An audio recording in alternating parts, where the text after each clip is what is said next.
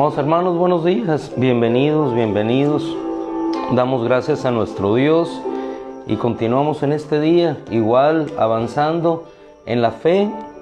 Dice la Escritura que fue entregada a los santos, y es precisamente esa fe la que necesitamos para perseverar y seguir sabiendo que en esa fe somos cuidados y somos guardados por Él. ¿Por qué? Porque pues no confiamos en nosotros mismos, confiamos en aquel que resucitó, que se levantó entre los muertos, que está vivo hoy y que permanece con nosotros hoy y siempre.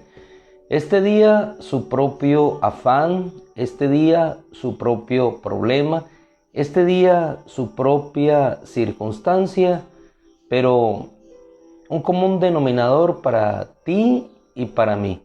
El Señor es por nosotros, y si Él por nosotros, ¿quién en contra nuestra? Mateo capítulo 17, versículo 24.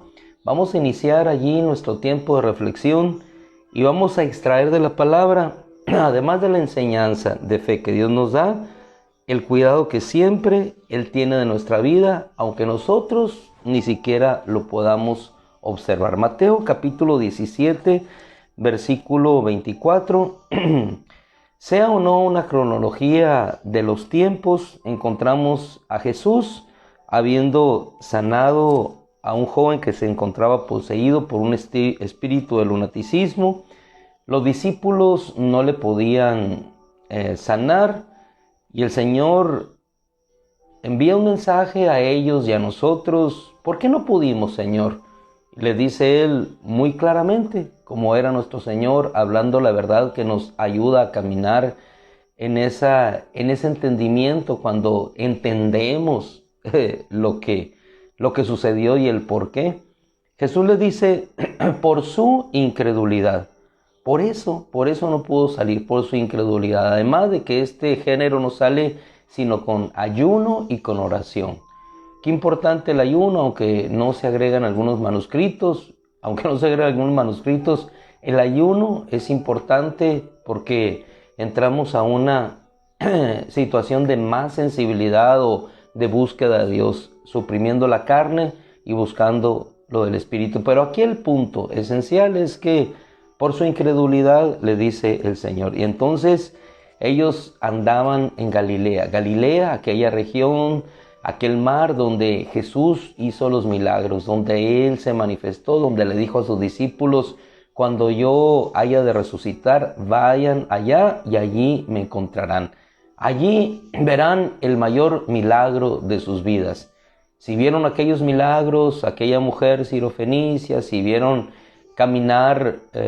me vieron caminar sobre las aguas, allí verán el milagro mayor. Allí ya no caminaré sobre las aguas, sino que volaré hacia los cielos, a ese cielo donde les está esperando, aguardando mi Padre, y que construiré yo muchas moradas para ustedes. Hacia allá les guió. ¿Qué requerían ellos? Sino solamente confiar, sino solamente saber que aquellas palabras de Jesús día con día habrían de tener su eco en una realidad manifestada. Versículo 22, aunque nosotros nos vamos a quedar a partir del 24, este es el antecedente. Mientras ellos andaban por Galilea, Jesús les dijo, el Hijo del Hombre va a ser entregado en manos de los hombres y le darán muerte. Qué sencillo, qué pocas palabras, pero qué grandes acontecimientos estaba vaticinando aquí nuestro Señor en base a la palabra. El Hijo del Hombre va a ser entregado en manos de los hombres. ¿Por qué va a ser entregado? Porque Dios así lo ha determinado. Y le darán muerte, pero al tercer día resucitará. Y todos estos acontecimientos tuvieron exactamente su cumplimiento en el tiempo que Dios predeterminó para ello. El Hijo del Hombre fue entregado, el Hijo del Hombre fue a la muerte y el Hijo del Hombre resucitó. Versículo 24. En este contexto de creer a las palabras del Señor previo el acontecimiento de lo que los hombres o ellos como discípulos no pudieron hacer, de liberar a aquel joven, es cuando ahora entran en cierto lugar de Capernaum Dice la Escritura, ahora sí, versículo 24, cuando llegaron a Capernaum, se acercaron a Pedro los que recaudaban el impuesto de los 2 dracmas, diciéndole, ¿no paga su maestro los 2 dracmas? Él les contestó, sí. Aquí no notamos que Jesús hubiera escuchado aquellas palabras. Sencillamente Pedro se dirigía junto con él y fueron con él. ¿Su maestro no paga los 2 dracmas? Sí, sí los paga. Nos detenemos en el versículo 25, en la parte inicial. Pero al entrar Pedro a la casa, Jesús le habló primero. Jesús le habló primero. Y yo cuando leí este pasaje, de pronto recreaba aquella situación y me imaginaba a un Pedro caminando, se le acercan 2 personas, le hacen la pregunta mencionada con anterioridad, él le dice que sí, y no sabe que su maestro sabe lo que está ocurriendo con su vida, sabe lo que le están pidiendo, lo que le están solicitando, y después entra él y la primera pregunta de Jesús es, ¿qué opinas, Simón? ¿Qué opinas? ¿De quiénes reciben tributos y recaudan impuestos los reyes de la tierra? ¿De sus súbditos o de los extranjeros? Obviamente la pregunta era más que obvia para contestar y Simón le contesta, de los extranjeros. Jesús le dijo, por tanto los súbditos están exentos. Y hasta ahí pudiéramos haber terminado la historia y Jesús hubiera, en base al derecho, no pagar aquel impuesto, porque eran hijos. Se recogía de los extranjeros, pero no de los hijos. Pero el Señor hace algo por demás asombroso que requiere del entendimiento y de creer en Él, no solamente en fe, sino antes de ver lo que habría de suceder. A mí me maravilla más aún cómo el Señor sabía lo que estaba sucediendo y las cosas que podrían suscitarse si aquel hecho tan sencillo, que no era necesario realizarlo porque eran hijos, tuvo que haberse hecho. No sabía Pedro que su Señor estaba enterado de lo que él había vivido. Ese es el cuidado que Dios tiene en nosotros. No solamente sabe lo que está pasando cuando Él está en otro lugar, sino que a continuación, como dice el texto, viene el hecho de no escandalizar para permanecer en paz. Versículo 27 en referencia. Sin embargo, para que no los escandalicemos, es decir, para que no se haga un problema, es el contexto de esta palabra, para que no se haga un problema de una situación que no tiene por qué resultar en un problema, para que no escandalicemos, sin embargo, haz esto. Y ese escandalizar, hermano, de pronto se convierte en realidad en un testimonio de asombro para aquellos que habían solicitado los 2 dracmas. ¿Por qué? Porque la manera en que Jesús va a suplir el impuesto del templo es de una manera increíble y maravillosa, que requiere no solamente de creer, sino de saber que lo que Él dijo habrá de cumplirse. Y aquel gesto tan sencillo quizás, pero tan asombroso, nos enseña a nosotros que las grandes cosas del Señor, su suplir, va a ser realizado de la manera en que menos piensas. ¿Cómo habrá de suplirte Dios en este día? ¿Cómo habrá el Señor de traer el impuesto para que sea entregado? Con Pedro lo realizó de esta manera. Sin embargo, para que no escandalicemos, ve al mar, arroja el anzuelo, y al primer pez que saques, ábrele la boca, y hallarás un estatero, tómalo y dalo por mí y por ti. No solamente era ir al mar, sino vas a arrojar el anzuelo, al primer pez que tú saques, puedes sacar otro, pero al primero que tú saques, a ese ábrele la boca. Y abriéndole la boca vas a encontrar ahí exactamente lo que estás necesitando, por ti y por mí. Págalo. Imagino que si aquellas personas que estaban ahí reunidas escucharon esta palabra, era de tener una gran fe para creer que aquello que estaba sucediendo, aquellas palabras habrían de tener su cumplimiento.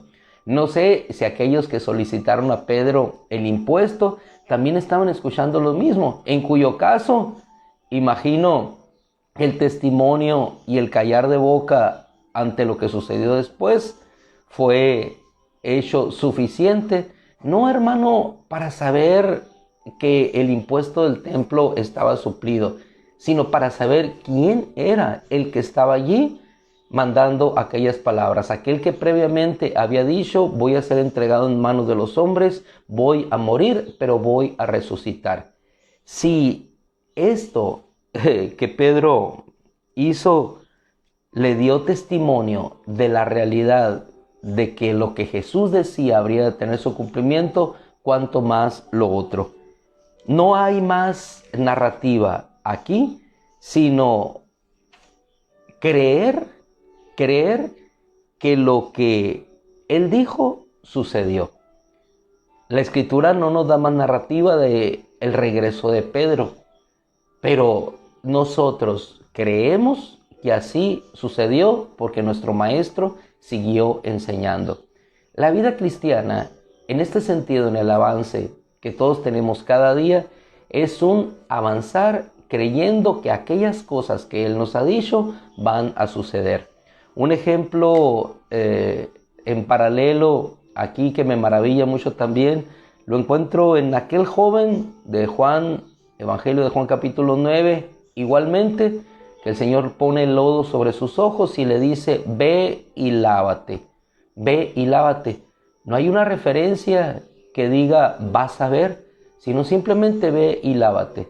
Y en ese caminar, en ese avanzar en fe, así como Pedro encontró aquel pez con el estatero que suplió para su necesidad, así aquel joven encontró y recobró la vista. Cuando nuestro Señor Jesús, Evangelio de Juan, igualmente en el capítulo 11, vemos aquella multitud reunida en torno a la muerte de Lázaro, dando consuelo a aquella familia, Él llora, después le dice a aquellos que estaban en un lugar: retiren esa piedra. ¿Qué necesitaban?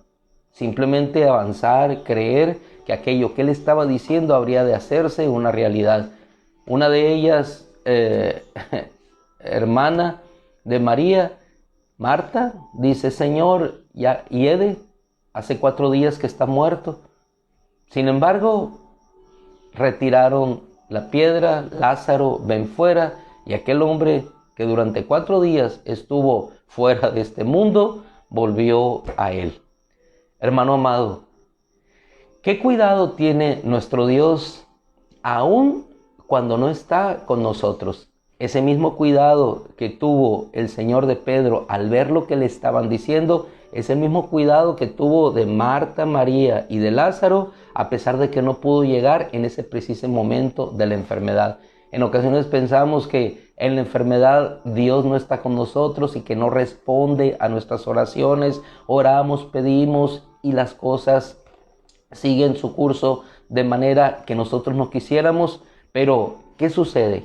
Él sigue al pendiente, y cuando sea el momento exacto en el cual Él vaya a manifestar su gloria, va a decir a los discípulos: vamos con Marta, vamos con María. Señor, ¿a qué vamos? No está dormido, Lázaro ha muerto. Imaginemos por un momento, trayendo otro personaje a la historia que acabamos de narrar, que no hubiera sido Pedro a quien el Señor le dijo: ve al mar, sino que hubiera sido Tomás. Hubiera tenido la misma actitud de ir hacia aquel mar creyendo que sacaría un pez. Probablemente Tomás a la primera de cambio se hubiera regresado, o hubiera sucumbido ante las palabras que asaltaban su mente de que aquello no podría ser una realidad, que no era más fácil en todo caso pedir de la bolsa que traía Judas, que no era más fácil en todo caso yo poder aportar. No, el Señor hace las cosas de una manera diferente para que nosotros podamos entender que más allá de la necesidad está su cuidado, su protección y su bendición para con nosotros. Así es que, hermano amado, el que pone la mano en el arado, en el reino de Dios, y mira hacia atrás, dijo nuestro Señor, no es apto para el reino de los cielos. Y no esto significa un desechar, sino sencillamente el reino de los cielos se basa en la fe. El reino de los cielos se basa en creer, pero el creer en aquel que verdaderamente nos dio testimonio de que sus palabras son una realidad y se cumplieron. Ese mismo Dios que se levantó entre los muertos, resucitando y manifestándose, es el mismo Dios que hoy, en este día, nos ayudará. ¿Qué nos toca a ti y a mí? Avanzar, avanzar. Así como avanzó aquel leproso y vio la realidad, así como avanzó Pedro y vio la realidad del estatero, así como avanzaron aquellos hombres, retiraron la piedra del sepulcro de Lázaro y pudieron ver lo que sus ojos jamás pensaron que habrían de contemplar.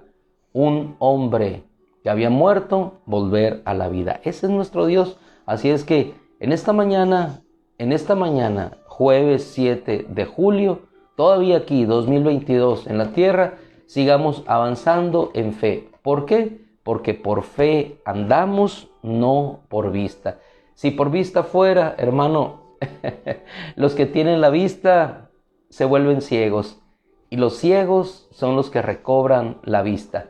La vista no está en el ver de los ojos físicos, sino en el iluminar de los ojos del corazón, que pueden ver como aquel ciego a pesar de que no ven. Y cuando pueden ver y creer y caminan hacia aquel estanque de Siloé, entonces lavándose y obedeciendo, ya no sacó aquel joven un estatero, pero sí al llevar el agua a sus ojos y lavar y quitar aquel lodo puesto por Jesús, entonces pudo ver. ¿Qué pondrá Jesús en este día? Pone una palabra, pondrá quizás lodo en nuestros ojos, pero con su palabra habremos de ver su bendición cumplida en nuestra vida. ¿Qué te parece si oramos, nos encomendamos a Dios este día, su propio afán, su propio problema? Avanza, avanza, que la lepra cesará, avanza, que el estatero llegará, avanza, que Lázaro saldrá, avancemos, que la eternidad nos espera y nos espera ya. Padre, en el nombre de Cristo, por tu gracia, por tu bondad, te damos gracias.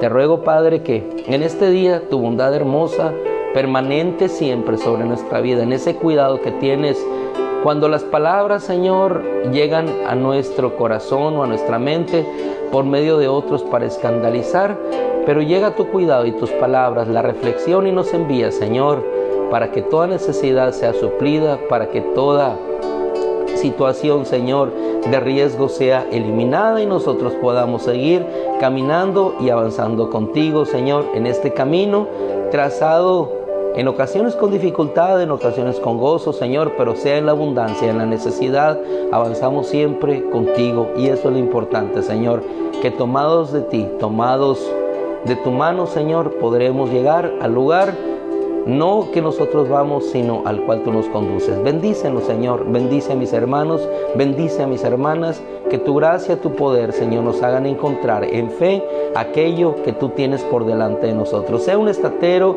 sea una resurrección, sea una sanidad, sea, Señor, lo que sea necesario en nuestra vida, pero nuestros ojos habrán de verlo. En el nombre de Cristo lo creemos, Señor, lo proclamamos en ti. Amén. Amén. Mis amadísimos hermanos, que el Señor les bendiga. Si Dios quiere, nos encontramos el día de mañana y los matrimonios, si Dios quiere, el viernes. Como dice un hermano por allí, hay unos taquitos mortales que nos están preparando. pero les aseguro que no vamos a salir en esa condición de la cena. Y si salimos, pues oramos y todos resucitan. El Señor les bendiga. Con todo el favor del Señor nos encontramos mañana, si Dios quiere, si Dios quiere.